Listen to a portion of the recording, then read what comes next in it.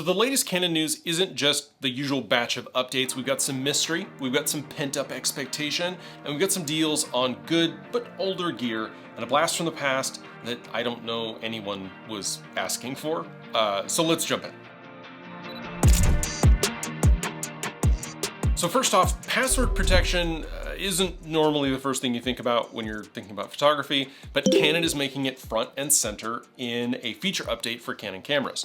They're adding password protection to 10 EOS R-based cameras, directly addressing concerns about unauthorized access and image security on your camera. This change means that users can now lock down core menus and settings. This is something that matters more than ever for photographers when you're working with sensitive material or shooting in public spaces where gear can be handled by many hands. For working professionals or anyone operating in an environment where privacy or security is a concern, this is a pretty significant step. And until now, most cameras have focused on firmware features, image quality, and really not device level security. So now with password protection, you'll have more control, which is long overdue considering how many cameras get borrowed, lent, or even stolen every year. It'll be interesting to see how these manufacturers respond, but I want to know from you, would you actually use a password? Would you implement it? What are your top concerns and reasons for doing so or not doing so? Just a quick tip that I use on a daily basis because I fat finger the buttons and screens on my camera all the time is that I use those registered custom settings on my Canon cameras for both video and for photo, so that if I accidentally mess something up, honestly, it just makes it a lot easier to open a battery door, open a memory card door, just turn off and on the camera, and it'll revert right back to those standard settings. Now, that doesn't have the same protection that a password has, but at least I know that if I'm the culprit messing up my settings, I can quickly revert to settings that I know work. Next, we've got a lens release that may catch a lot of beginners and budget shooters by surprise. So Canon just made the RF 75-300 f4 to 5.6 official. We talked about this in a previous video. One of the surprises is actually the price tag. It's coming in $219. And to put that in context, lenses with this range and Canon RF and Canon in general, they don't normally show up in this price point, and there's kind of a reason. So I would love to say that this is a versatile telephoto option, especially if you're looking to cover events, sports, or even wildlife as a starter on a budget. The 300mm range covers a lot of ground. Being natively RF means that you get full access to all of the advantages of the RF mount and the R system. You don't have to worry about adapters or investing in vintage glass. And sure, the maximum aperture isn't amazing, 4 to 5.6, so you're not going to expect razor-thin depth of field or amazing low-light performance, but this lens is more about reach and price. I would love to tell you all of that, but even at $219, here's what I'm going to tell you. Do not buy this lens. Please do not buy this lens. From my review of the optical design for this lens, it is very close to the original. We've had this lens for quite some time. This is not a brand new formula. And that lens sucked. It was bad. It's soft. I don't think there's a part of the zoom range that is sharp. I don't think that there is an aperture that is sharp. It doesn't have image stabilization, which you're going to need at 300mm, even on a tripod. At 300mm, there's no tripod that is sturdy enough. And even with full image stabilization in body, because that's the only place you're gonna get it, which means that you have to be on a higher end camera anyway, in which case you should not be putting this lens on it. But if you did all those things, you're gonna get camera shake unless you're shooting at like 1/8000th of a second.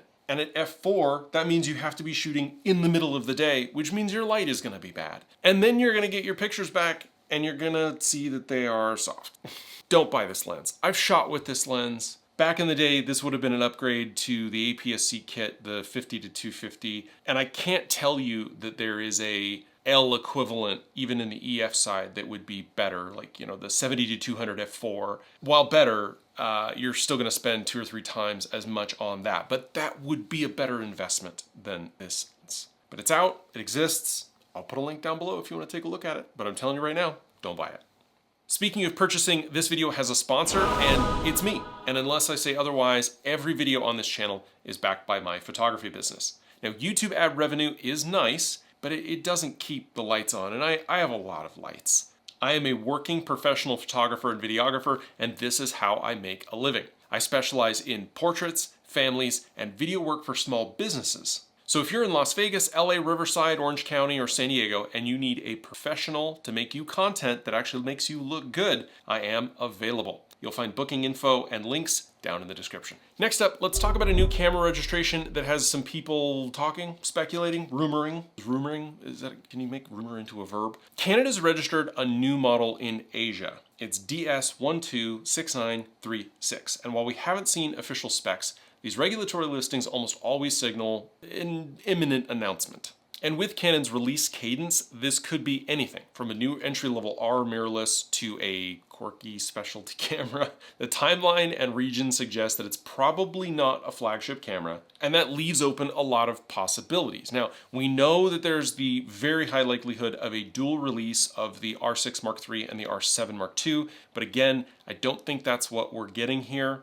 Maybe an update in the RP range, something at the lower end, maybe something totally unexpected. I don't know. Real quick, if you're enjoying the content here, I'd really appreciate it if you become a channel member. You'll get access to my Lightroom preset packs, my LUTs, as well as custom motion graphics that I've created for myself as a photographer here on YouTube.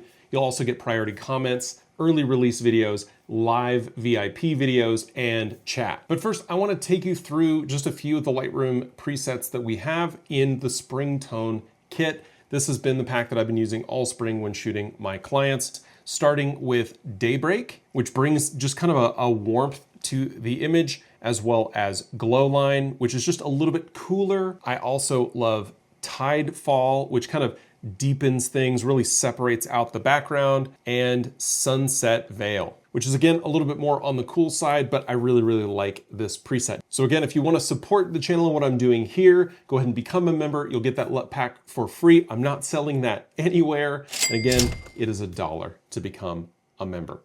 Thanks so much. And back to the video. But another release that we're expecting, and maybe they're tied together, I'm not sure, but if you've been following compact cameras for a while, and I've been talking about them on the channel for a bit here because they've been surprisingly resilient in the last year or so, Canon may be quietly prepping its next chapter in the PowerShot G series. And according to multiple potential rumor sites like Canon Rumors and notebookcheck.com, the company is targeting a release before the end of 2025 for a new PowerShot G model. Remember, we just got the PowerShot V, and the G would be squarely focused on photography, not video first features like the V1. We heard about this earlier in the spring, that we would be potentially getting a V3 that would be a replacement for the GX740HS, which was their super long range telephoto PowerShot. So maybe that's what this is, or maybe we see something that blends kind of the best of the G7X and the G3X,